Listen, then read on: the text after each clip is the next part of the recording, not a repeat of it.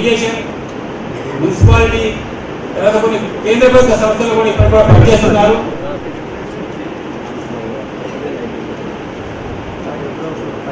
వారు ఇప్పటికి కూడా పనిచేయడానికి కూడా చాలా మంది కూడా సుముఖంగా ఉన్నారు.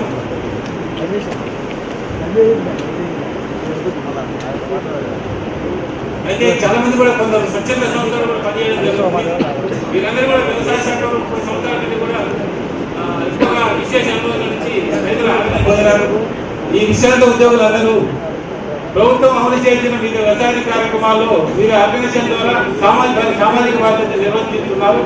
అదే సామాజిక స్పృహతో రిటైర్డ్ అధికారులు తెలంగాణ రాష్ట్ర వ్యవసాయ చేపట్టవలసిన కార్యక్రమాలపై విజన్ డాక్యుమెంట్ కూడా సమర్పించడం జరిగింది. ఆ విజన్ డాక్యుమెంట్ లో ఉన్న కార్యక్రమాలు కూడా ప్రాధాన్యతను గుర్తించి ప్రభుత్వం కూడా కొన్ని ఫేజుల మేరకు అమలు చేయడానికి కూడా వాళ్ళు సంసిద్ధత వ్యక్తం చేశారు.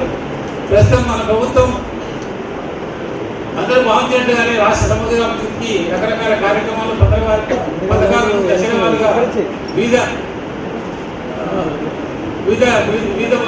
దశల వారీగా ప్రారంభించడానికి సంకల్పించింది. ఇందులో ఈ ప్రభుత్వం వ్యవసాయ అభివృద్ధికి పెద్ద పీట వేయడానికి కూడా ముందుగా పేర్కొన్నది. వ్యవసాయ రంగ అభివృద్ధికి సహజమైన భూమి ప్రాధాన్యత గుర్తించిన ప్రభుత్వం చెరువుల పునరుద్ధరణకు మిషన్ కాకతీయ పేరుతోటి మన ఊరు మన చెరువు కార్యక్రమాలు చేపట్టి ఈ కార్యక్రమాన్ని పెద్ద ఎత్తున బృహత్ కార్యక్రమంగా ముందుకు తీసుకుపోవడానికి సంకల్పించింది. అయితే మన తెలంగాణలో ఉన్న 46,530 ట్యాంకులను గుర్తించి ఈ ట్యాంకుల కింద దాదాపుగా 265 టీఎంసీల నీటి నిల్వ వ్యవసాయాన్ని సమగ్రంగా డెవలప్ చేయడానికి ఈ చెరువుల పొద్దున చాలా ముందుకు తీసుకొని అందరికీ సంతోషంగా ఉన్నది. ఈ కార్యక్రమంలో మన రిటైర్డ్ అధికారులు కూడా పాల్గొంచుకొని ముందుకు వస్తారని ఆశిస్తున్నాము. తర్వాత ఈ చెరువుల పునరుద్ధరణ తెలంగాణ ఆర్థిక, సాంఘిక, సాంస్కృతిక అభివృద్ధికి అన్ని విధాలా దోహదపడుతుంటూ ఎటువంటి సందేహం లేదు. ఈ కార్యక్రమం విజయవంతం కావాలంటే మనలో ఉన్న ప్రతి ఒక్కరు అందరూ రైతులు కానీ, అధికారులు కానీ, మన స్వచ్ఛంద సంస్థలు కానీ అందరూ కూడా భాగస్వామ్యంలో ఉన్నప్పుడే ఈ కార్యక్రమం విజయవంతం అవుతుంది.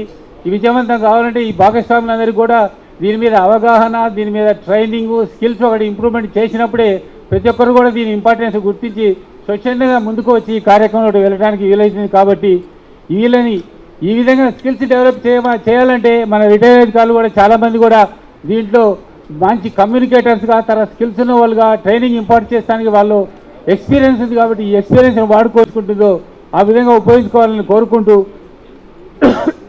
ఈ తెలంగాణ అభివృద్ధికి ఈ రిటైర్డ్ అధికారులని మమ్మల్ని అందరినీ పిలిచి మాకు ఒక గురుతరమైన బాధ్యతను అప్పగిస్తున్నందుకు ప్రభుత్వానికి రిటైర్డ్ అధికారుల సంఘం ధన్యవాదాలు తెలుపుకుంటున్నాను. తర్వాత టెక్నికల్కి సంబంధించిన మా సీనియర్ అధికారులు, టెక్నికల్ విషయాలు మా సీనియర్ అధికారులు మాట్లాడతారు. తర్వాత ఇప్పుడు ఈ విషయాన్ని గురించి మా సెక్రటరీ చంద్రశేఖర్ గారు కొన్ని విషయాలు మాట్లాడాలని కోరుతున్నాను.